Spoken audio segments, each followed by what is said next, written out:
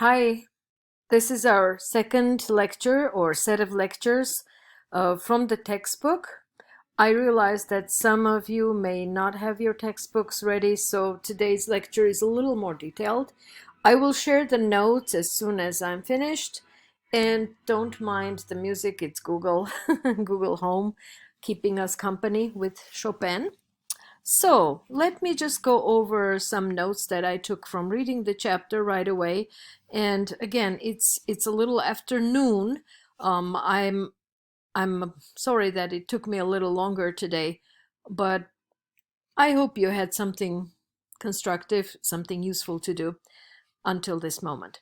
So the title of the chapter is the small group socialization process. The chapter begins with a case study where five members of a group are meeting and trying to start working together towards a goal. And the book describes how each member behaves. One is completely uncommitted and says, we don't want to spend time on this. The other one wants to take a leadership role and says so. The third one actually doesn't say anything, but acts as a leader, promising that it will be fun, it will be productive. Let's think of where to start. So there are different kinds of attitudes from all these five people that are described in dialogue form. And if you don't have your book, you don't even have to look at this. You'll get there when it comes to that, when you receive it. But the idea is that people find themselves in a group setting where everyone is new and everyone displays a different attitude. So when you find yourself in a newly formed group, like in this case study, you need to build your rules and build your relationships. This chapter highlights the process and practice of socialization in a small group setting, and the focus can be either on the person or the group dynamic. We will discuss either or sometimes, and we will define a 5-phase model of group socialization. We'll discuss positive and negative outcomes of socialization, and we'll offer guidelines for competencies that will help groups work successfully. And those will be competencies for new members and other group members who have been working together for a while and want to help new members to socialize. What are the reasons that individuals join the groups? According to attraction theory, there are 4 answers to this question. First, people may enjoy the company's product or services, so the goal, the task, may be in itself the reason. Second, the goal may attract individual members. So the first one is actually not as the goals, but the outcomes, right? The outcomes, the product, the kind of group, the kind of company that people seem to build, that might be attractive. The second, as I said, the group's goals, the process itself. Third, the very idea of being in a group may make a person want to join, like you want to belong. And fourth, because you're connected to one member or more members, say they're your friends, or you want to connect with one or more people. So if your close friend is in an organization, in a fraternity, in a club, you may join just for company.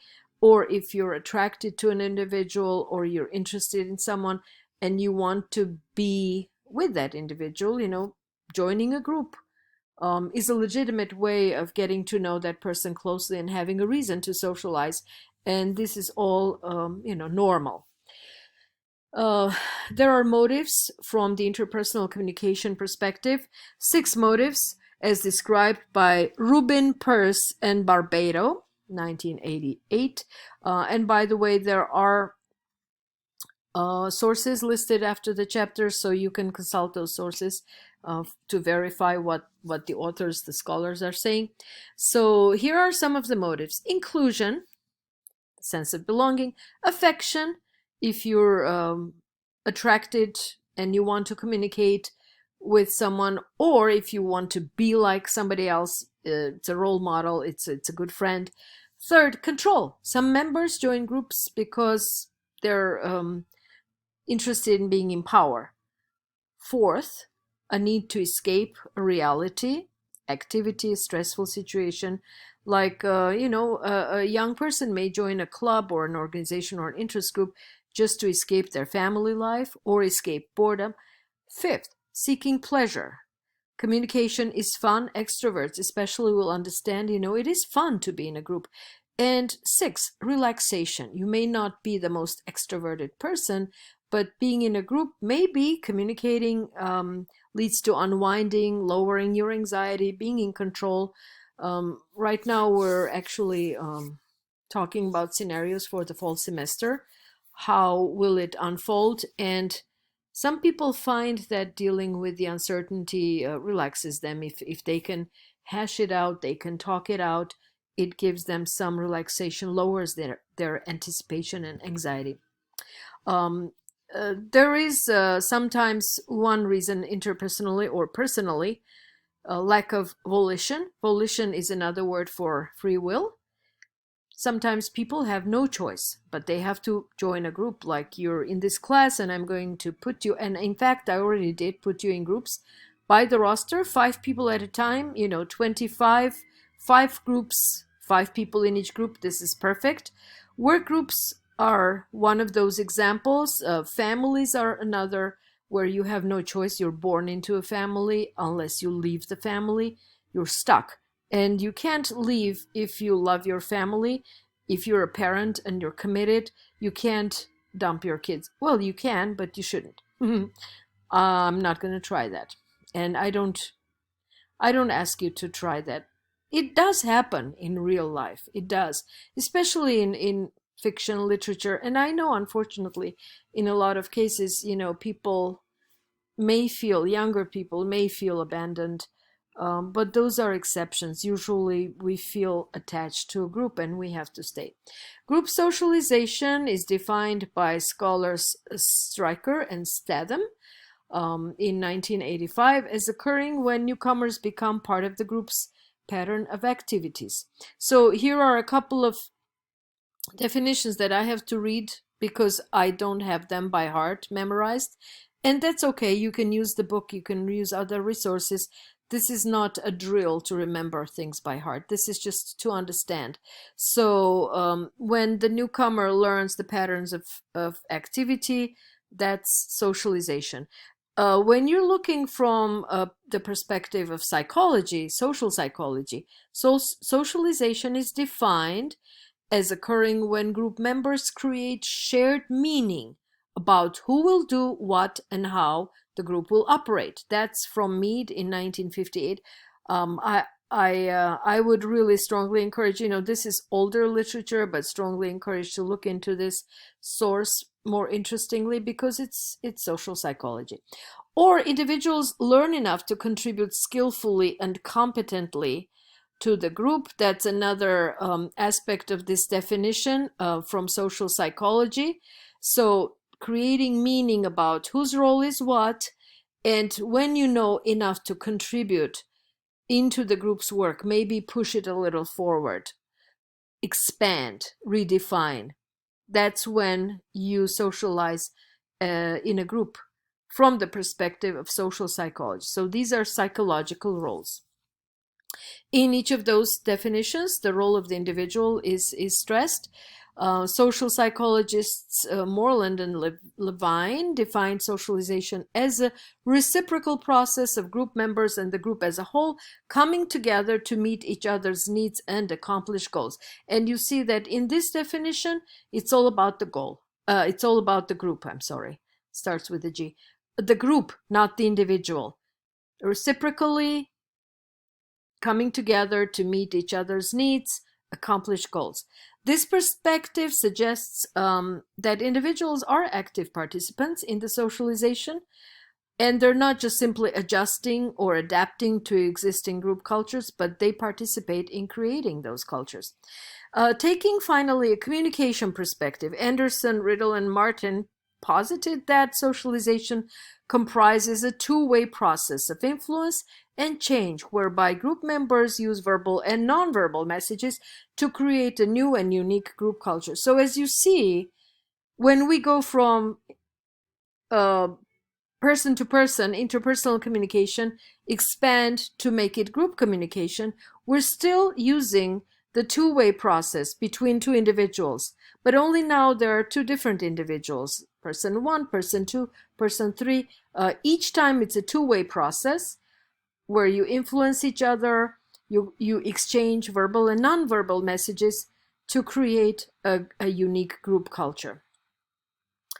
I don't know what's meant by group culture. It's probably defined in our textbook, but I think it's just a simple definition, and I think it would be just any culture, the collection of habits, the collection of values, practices, artifacts, right? So there is a model, small group socialization by Anderson and colleagues. It uses 5 phases, and by phase we mean subperiod within a total period of interaction, containing specific characteristics, and those characteristics may be found in different phases simultaneously. So they're not mutually exclusive. It's not either or. And again, we're looking at a total period during which the group exists, and we suppose that it's consistent, continuous. But in this continuum, there are phases that are developing non-linearly. There is an interesting chart in the book which is really hard to follow. It's showing how an individual can be at different stages in different settings. It looks a little confusing, but maybe you'll understand it better than I do. So now we'll look at those 5 phases of small group socialization. Antecedent phase. Antecedent means before, the foundational, the beginning, the previously existing. Beliefs and attitudes about group work based on personal or other people's experiences. Your background, your identity, who you are, your gender, your education, your ability, your health, it all goes into this phase, and it's at play here. The second phase is anticipatory, where members decide what their expectations are from group membership. So if the antecedent phase was a given, you have this notion that you hate group work, your job doesn't allow you to do it, or you just love being part of a group, you achieve more in a group. The anticipatory is more about a specific group that you join and you expect certain outcomes. Note that sometimes, like in the case study, we talk about a zero history group. And one example is there, at the beginning of the chapter. If you have the book, you can read. And it's basically a group of all new members. In such groups, individuals harbor preconceived expectations as they come in. The other thing that we didn't mention so far is actually the sanctions. It is in chapter 1. Groups may enact sanctions, so sometimes it's necessary to remember that when people don't fulfill the expectations of the rest of the group, sanctions may be enacted. The second phase is encounter.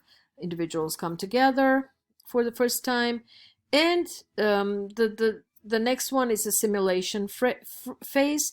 New members accept the established group culture in a zero history group. The identity of this group and its we-ness or groupness is created through assimilation. And finally, the exit phase.